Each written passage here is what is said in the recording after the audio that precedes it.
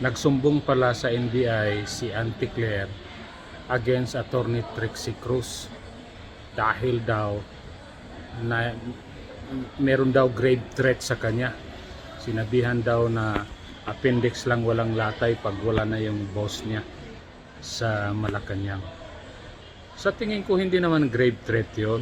Sa tingin ko grave reminder. Kasi imposible namang mismo si Attorney Trixie Cruz yung bobugbog sa kanya. Reminder lang yon. Alam mo, Auntie Claire, alam mo na most hated president si Bongbong Marcos. Tapos ikaw, you defended him knowing fully na may drug issue si Bongbong Marcos at may corruption issue. Ang masaklap pa, dati kang critic ni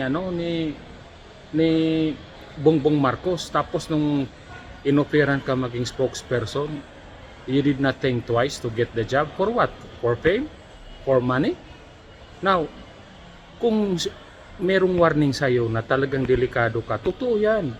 Galit ang taong bayan sa kay Bongbong Marcos. Galit din sa'yo kasi ikaw, ang dami mong fake news pinapalabas just basta may masabi ka lang sa podium dyan sa Malacanang. Kaya wag kang balat sibuyas, Auntie Claire. Alam mo, pag isang tao kumakampi sa kriminal, kalaban ng taong bayan yan. Yung ang snatcher, pag nahuli, binubugbog.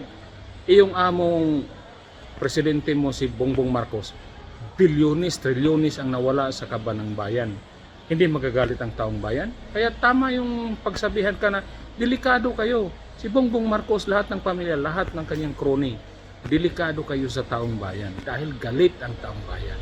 Kung mismong snatcher, pag nahuli, pinapatay, paano na yung pinakamalaking drug syndicate, pinakamalaking criminal syndicate na pinangunguluhan ng presidente natin. So, huwag kang balat sibuyas, Claire.